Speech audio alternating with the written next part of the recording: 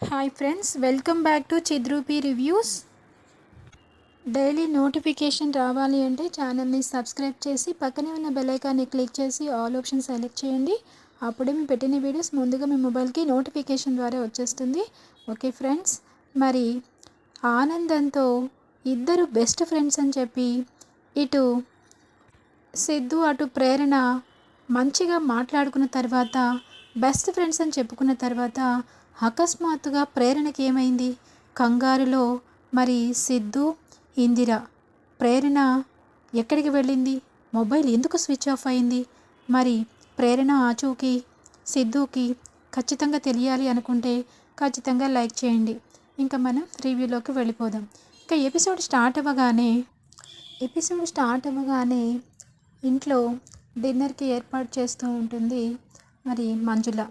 రండి భోంచేదురు గాని అని చెప్పేసి అడుగుతుంది విజయ్ని.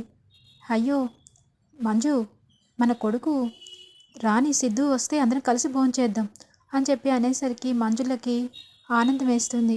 ఎన్నడూ లేంది ఈయన సిద్ధుని వచ్చిన తర్వాత భోజనం చేద్దాం అంటున్నాడు అంటే సిద్ధు అంటే ప్రేమ కురిపిస్తున్నారు, ఈయన సిద్ధుని బాగా అర్థం చేసుకుంటున్నట్టున్నారు అని చెప్పేసి అనుకుంటున్న సమయంలో సాహితి చాలా బాధగా కూర్చుని వెయిట్ చేస్తూ ఉంటుంది. ఇంకా అదే సమయంలో సిద్ధు రాగానే అదిగో మంజు సిద్ధు వచ్చాడు అని చెప్పి సిద్ధు రాగానే ఇలా హగ్ చేసుకుంటాడు. హగ్ చేసుకున్నాక ఏంటి నటన అంటాడు సిద్ధు. ఏంటి సిద్ధు నటన అంటావేంటి? ఇది నిజమే ఏంటి నమ్మాలా? నిజమా? దేనికి అని చెప్పేసి అంటాడు. దేనికంటావేంటి? తల్లిదండ్రులుగా మేమిద్దరం ఇంత ఆనందంగా ఉన్నాము, సాహితీ లైఫ్కి ఒక మంచి జరిగింది అని చెప్పి చాలా ఆనందపడుతున్నాను. దీని అంతటికీ కారణం నువ్వే కదా సిద్ధు అని చెప్పి అనగానే అందుకే, లేకపోతే మేమిద్దరం ఇప్పుడు సాహితీ జీవితం అన్యాయం అయిపోయేది. ఆ గణాగాడి కోసం పూర్తిగా నాకు తెలీదు. వాడిని ఎంక్వైరీ చేస్తే వాడు మంచోడని చెప్పారు కాబట్టి ఈ పెళ్ళికి ఒప్పుకున్నాను. కానీ వాడి నిజస్వరూపం, వాడి మేకవన్ని పొలి లాంటి వేషాలు ఇవన్నీ నువ్వు బయట పెట్టావు సిద్ధు. నిజంగా నేను అప్పటికీ మీ అమ్మ నేను ఇద్దరు నీకు ఎగనిస్ట్ అయిపోయినా నువ్వు మాత్రం చెల్లెలి జీవితం కోసం పక్కాగా ఎంక్వైరీ చేసి వాడి భాగోతం అంతా బట్టబయలు చేసేటట్టుగా చేశావు. లేకపోతే నా కూతురు జీవితం ఏమయ్యేది? అదే నీ చెల్లెలి జీవితం ఏమయ్యేది అని చెప్పేసి అనగానే అందుకే ఈ ఆనందం. అవునా, నీకు వాడికి ఏదో సంబంధం ఉండొచ్చు. అందుకే వాడు చెడ్డవాడని తెలిసిన తర్వాత కూడా నువ్వు వాడికే ఇచ్చి సాహిత్యం చేయాలి అనుకున్నావు. నేను ఎంత చెప్పినా వినలేదు. కానీ నీ సంతోషం కోసం నేను ఇదంతా చేయలేదు. నా తల్లి సంతోషం కోసం, నా చెల్లి సంతోషం కోసం మాత్రమే చేశాను. నువ్వు ఎన్ని నాటకాల కబుర్లు చెప్పినా నేను నమ్మడానికి సిద్ధంగా లేను అని చెప్పేసి అంటాడు. అయ్యో సిద్ధు, ఇది నాటకం కాదు సిద్ధు, ఇది రియల్. ఇది మనసులో వచ్చిన ఆనందం. మీ అమ్మ నేను చాలా ఆనందపడుతున్నాం. పెళ్ళి ఏమాత్రం జరిగిపోతే ఎంత మోసపోయేవాళ్ళమో, నా కూతురు జీవితం నిలువాల మట్టిపాలైపోయేది అని చెప్పేసి అనగానే ఇంకా ఒరే సిద్ధు, ఏం మాట్లాడుతున్నావురా? ఆయన నిన్ను బాగా అర్థం చేసుకుని నువ్వంటే ఇష్టపడుతున్నాడురా. అమ్మా నీకేం తెలీదు, నువ్వు ఊరుకో. నువ్వు సాహితీ చెల్లి నాకు సంతోషంగా ఉంటే చాలు, అంతకు మించి నాకేం అవసరం లేదు అని చెప్పేసి ఇంకా లోపలికి వెళ్ళిపోతాడు. ఇంకా ఇదిలా ఉండగా హాల్లో ఒంటరిగా బాధపడుతూ కూర్చుని ఉంటుంది ప్రేరణ. ఇంకా తన కోసం భోజనం తీసుకుని వచ్చి టేబుల్ దగ్గర పెడుతుంది. పెట్టి ఇలా దిగాలుగా చూస్తూ ఉంటుంది ఇందిర. ఇంకా ప్రేరణ, ఏంటమ్మా, ఏంటి నీ ఉద్దేశం అని చెప్పి అనగానే ఏంటమ్మా నా ఉద్దేశం? ఏమీ లేదు. బాధపడుతూ ఉండి భోజనం తినకుండా ఉంటావా అని చెప్పి అంటుంది. భోజనం ఎందుకు తినకుండా ఉంటానమ్మా? నేనేమైనా చిన్నపిల్లనా? కానీ నాకు ఒకటి సమాధానం కావాలి. నువ్వు కొట్టినందుకు నేను బాధపడట్లేదమ్మా. అసలు ఎందుకు కొట్టావో తెలిస్తే దానికోసం నేను ఆలోచించుకుంటున్నాను. చూడమ్మా, అనగా మన బతుకులు ఛిద్రమైపోయిన బతుకులు ప్రేరణ. మనం ఇక్కడికి ఎందుకు వచ్చాం? మీ నాన్నని మంచిగా చేసుకుని అతను మనల్ని గుర్తుపట్టి మన జీవితాల్లోకి ఆయన రావాలని ఎంతగానో నీ జాబు నువ్వు, నా జాబు నేను, చెల్లి జాబు చెల్లి చేసుకుంటున్నాం. ముగ్గురు 3 రకాలుగా కష్టపడుతున్నాం. మన ఉనికిని, మన స్థాయిని, మన బాధని అర్థం చేసుకునే వాళ్ళు ఎవరున్నారు చెప్పు? ఇప్పుడు ఏదన్నా మన మీదకి ఏ మచ్చ మాట రాకూడదమ్మా. ఒక తల్లిగా నేను పడ్డ బాధలు మీకు రాకూడదని నా భయం. అందుకే కొట్టాను. నీ మీద నాకు అనుమానం కాదమ్మా అని చెప్పి అంటుంది. అదేనమ్మా, నా మీద నీకు అనుమానం లేనప్పుడు కొట్టాల్సి వచ్చిన అవసరం ఏముంది? అదేనమ్మా, మనం సరిగ్గా ఉన్నా మన పక్కనున్న వాళ్ళు మనతో ఏదన్నా ప్రవర్తించితే అది పక్కన వాళ్ళకి చూడటానికి బాగుండదు. అందుకని అది తెలుసుకుంటావనే తప్ప నేను ఏ రోజు అనుమానించను అని చెప్పేసి అంటుంది. అమ్మా, నువ్వు నీ పెంపకంలో పుట్టిన దాన్ని, నేను ఏ తప్పు చెయ్యనమ్మా. నేను ప్రేరణ అంటే ప్రేరణలాగే ఉంటుంది. తప్పు చేసిన వాళ్ళని దగ్గర కూర్చోబెట్టి ఇది చేస్తే మంచి, ఇది చేస్తే చెడు అని చెప్పే రకాన్ని నేను. అలాంటిది నేనే తప్పు చేస్తానని ఎలా అనుకుంటావమ్మా అని చెప్పేసి అంటుంది. సిద్ధు విషయంలో సిద్ధు చాలా మంచివాడు. తనతో నాకు తనకి మధ్య స్నేహబంధం తప్ప ఏ బంధము లేదమ్మా. తను నాకు ఒక బెస్ట్ ఫ్రెండ్ అంతే అనగానే, చూడమ్మా, నీకు ఫ్రెండే, నాకు తెలుసు మీ ఇద్దరి మనస్తత్వాలు ఎలాంటివో. అవునమ్మా, మా ఇద్దరి ఒకేలాంటి లక్ష్యం, ఒకేలాంటి ఆలోచన, అందుకే ఒకేలాగా ఆలోచిస్తాం కాబట్టి ఇద్దరం కలిసి కెఫే పెట్టాము. ఇవన్నీ మా ఇద్దరి ఆలోచనలు ఒకే రకంగా ఉంటాయి, అంతే తప్ప అంతకు మించి నన్ను ఒక ఫ్రెండ్ లాగానే చూస్తున్నారు అని చెప్పేసి అంటుంది. ఎలాగైనా కానివమ్మా, మనకు మాత్రం బయట నుంచి ఎవరైనా ఏదైనా ఒక మాట అంటే తట్టుకోలేని పరిస్థితిలో లేనమ్మా ప్రేరణ నేను అని చెప్పి అంటుంది. ఎప్పటికీ అమ్మ కూతురు తప్పు చేయదమ్మా. నిజంగా నా మనసులో ఎవరైనా నేను ప్రేమించాననుకో నీకు చెప్పేస్తానమ్మా. ఈ మనిషి నేను నచ్చారు, ఇతన్నే చేసుకుంటానని నేను చెప్తాను. నాకు దాంట్లో ఇబ్బంది ఏం లేదు అని చెప్పేసి అంటుంది. సరేనమ్మా, ఈ మాత్రం క్లారిటీ ఆ అబ్బాయికి కూడా ఉంటే బాగుంటుంది అని చెప్పేసి అనుకుంటారు.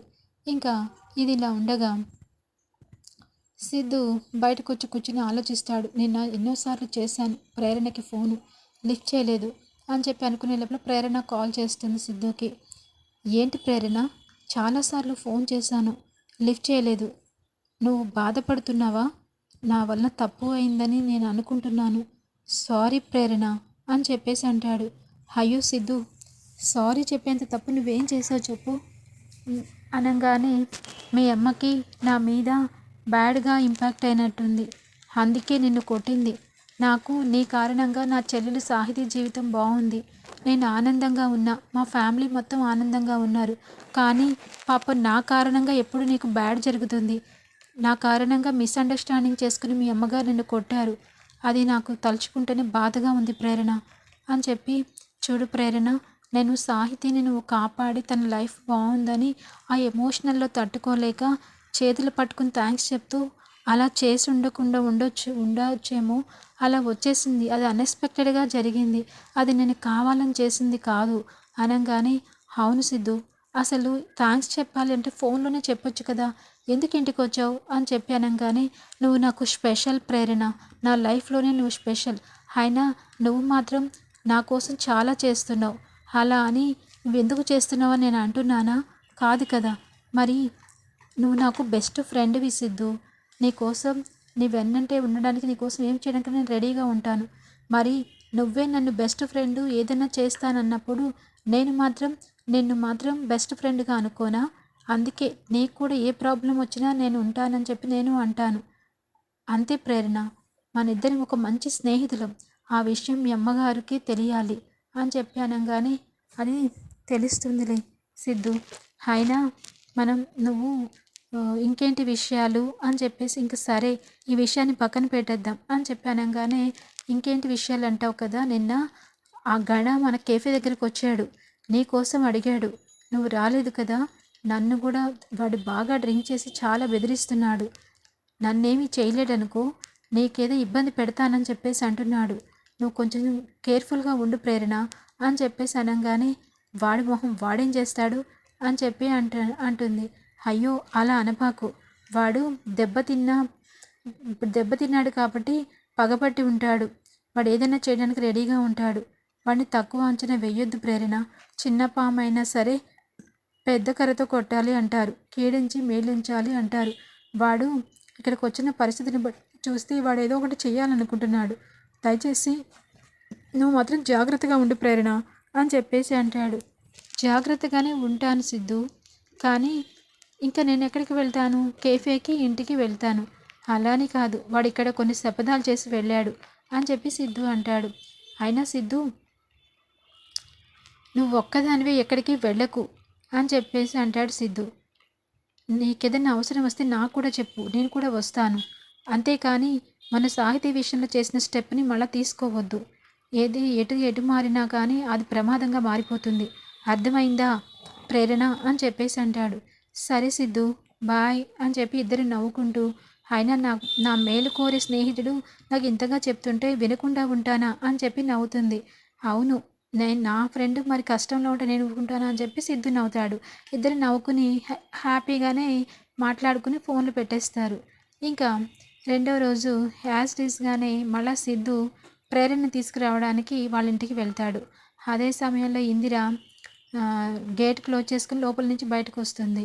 సిద్ధుని చూసి ఇదేంటి మళ్ళా వచ్చాడు అని చెప్పేసి అనుకుంటుంది.